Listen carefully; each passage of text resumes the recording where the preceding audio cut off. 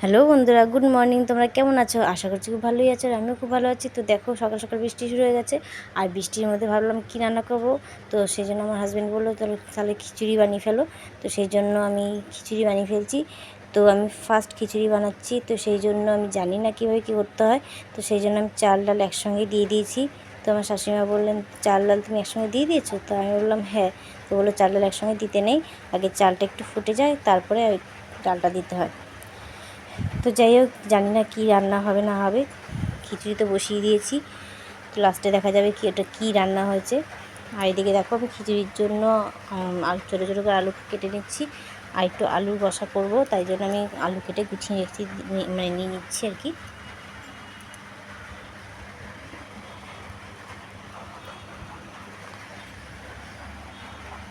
তো বন্ধুরা, এখন বাজে সকাল 9টা। এখন থেকে আমি ব্লগটা শুরু করছি, আর তোমরা আমার সঙ্গে থেকেও, পাশে থেকেও আমাকে সাপোর্ট করে যেও, আর ভিডিওটাকে স্কিপ না করে পুরোপুরিভাবে দেখতে থাকো। দেখো, এখানে আমি তেল দিয়ে দিয়েছি, শুকনো লঙ্কা দিয়ে দিয়েছি, আর এবার তেজপাতাটা আমি দিয়ে দেবো। দিয়ে আমি আলুটা দিয়ে দেবো। আলুটা হালকা হালকা করে ভাজবো, কারণ পুরোপুরি মানে ভালোভাবে ভাজবো না, একটু হালকা করে ভাজবো।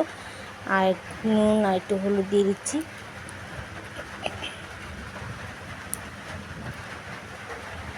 আর এদিকে দেখো, ক্যাপসিকাম আর লঙ্কাটা দিয়ে দিয়েছি আমি, তোমাদের দেখাতে পারিনি।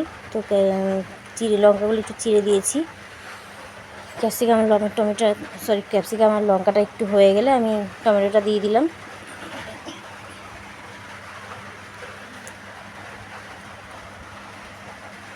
তো আমার ভিডিওটা তোমাদের কেমন লাগছে তোমরা প্লিজ কমেন্টে জানিও, আর যদি ভালো লেগে থাকে তোমরা লাইক কমেন্ট সাবস্ক্রাইব করে দিও।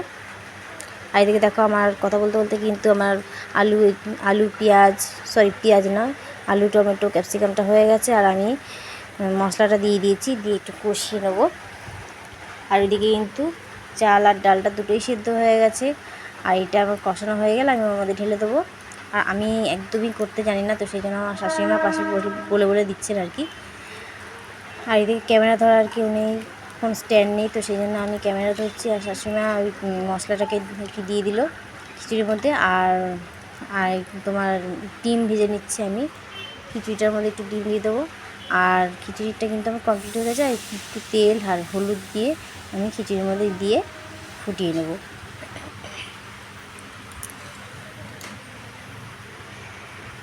যাই হোক, আর পরিমাণ মতো একটু নুন দিয়ে দেবো। যখন তোমার ডাল আর চালটা দিয়ে ফোটাচ্ছিলাম, তখন একটু সামান্য দিয়ে দিয়েছিলাম। তো লাস্টে একটু নামানোর সময় নুন দিয়ে দেবো। আর আমার এদিকে দেখো, বেগুনটাও কিন্তু ভাজা হয়ে গেছে। তারপর আমি তেল দিয়ে দিয়েছি, আমি তার মধ্যে একটু জিরে ফোড়ন দিয়ে দিচ্ছি, দিয়ে আমি আর ওই আলুটার মধ্যে একটু হলুদ দিয়ে দিয়েছি, যাতে হাতে না ছিটকায়, কারণ হাতে ছিটকালে আমার খুব ভয় লাগে আর কি, পোড়া দাগ হয়ে যাবে। তো সেই জন্য আমি সেই সুযোগটা দিয়েছি না। আমি তেলের মধ্যে একটু সামান্য নুন দিয়ে দিয়েছি, আর আলুর মধ্যে একটু হলুদ দিয়ে রেখে দিয়েছিলাম, হলুদটা বেশি হয়ে গেছিলো, তো সেই জন্য আলুর মধ্যে হলুদটা দিয়ে দিয়েছিলাম। দিয়ে আমি কড়াইয়ের মধ্যে ছেড়ে দিলাম।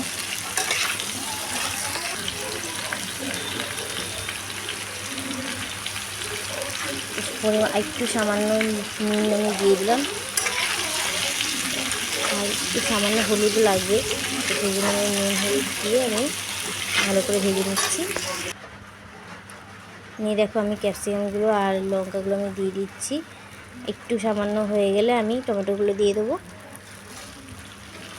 আমি আর বেশিক্ষণ রান্না করে থাকতে পারবো না, কারণ আমার ছেলের টাইম হয়ে এসছে পড়ার, তো সেই জন্য ওকে আবার পড়তেও দিতে হবে। তো আমার শাশুড়িমা তরকারিটা নামিয়ে নেবেন।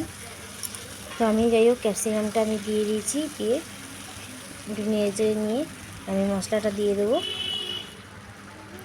রান্না কিন্তু আমার কমপ্লিট হয়েই গেছে, খিচুড়ি হয়ে গেছে, আর এদিকে তরকারিও কমপ্লিট হয়ে গেছে। কষা কষা হয়ে গেলেই তরকারিটা নামিয়ে নেবে। তো আমি আর রান্নাঘরে থাকতে পারবো না, আমি বেরিয়ে যাচ্ছি, ছেলেকে পড়তে দিতে যাবো।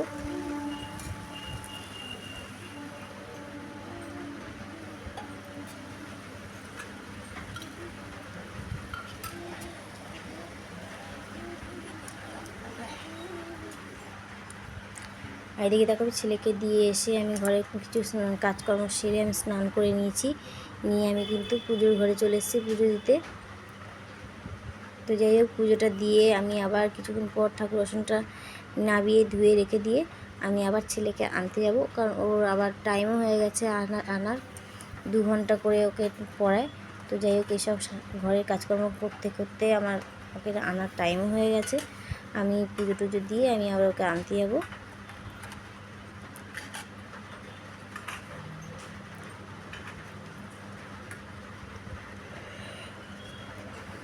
আর এইদিকে দেখো, আমি শিব ঠাকুরটাকে চান করিয়ে নিচ্ছি।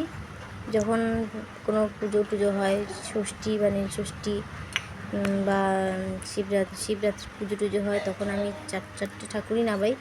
আর এমনি সময় আমি কিন্তু ঠাকুর নাবাই না, আমি শুধু 2টো ঠাকুরকে নাবিয়ে চান করিয়ে আবার তুলে দিই। তো যাই হোক, আমার কিন্তু পুজো দেওয়া কমপ্লিট হয়ে এসছে। আমি এবার রেডি হয়ে আমি ছেলেকে আনতে যাবো। আর এগুলো দেখো আমার গাছের ফুল। প্রতিদিন আমার গাছের ফুল দিয়ে পুজো করি। আর এই হলুদ ফুলগুলো কেমন একটা নিয়ে এসছে আর কি। আর ওখানে দেখতে পাচ্ছ সাদা কাপড়টা দিয়ে রেখেছি, কারণ আমাদের জানলা দিয়ে জল পড়ে, তো জলটা যাতে এইদিকে না আসে তার জন্য আমি সাদা কাপড়টা দিয়ে রেখে দিয়েছি। এই ধূপটা এত সুন্দর গন্ধ যে আমি দুপুরবেলাও জ্বালাই। তো যাই হোক, আমার পুজো দেওয়া কমপ্লিট।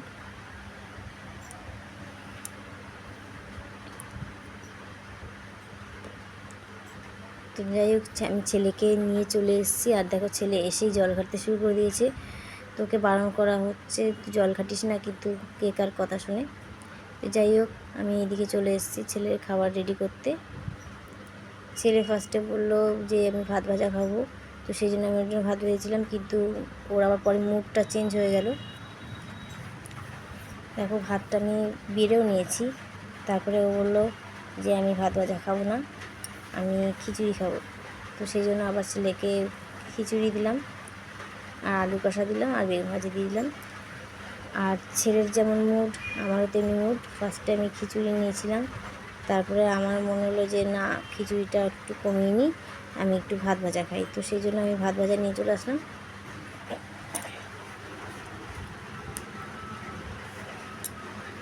আর ছেলেকে একটা ডিম ভেজে দিলাম, নাহলে ও খেতে পারবে না।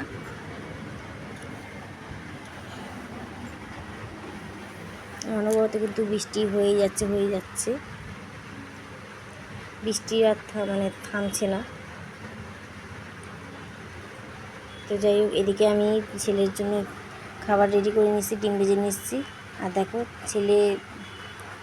ছেলের মুখে একটু দিয়েছি ডিম, ও তো নাচতে নাচতে খাচ্ছে।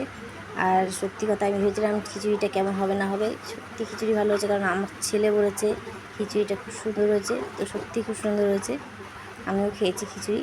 তো যাই হোক, আমাদের খাওয়া দাওয়ার পার্ট কমপ্লিট। আমি চলে আসলাম বাসন ধুতে। বাসনগুলো গোটা ধুয়ে নিচ্ছি।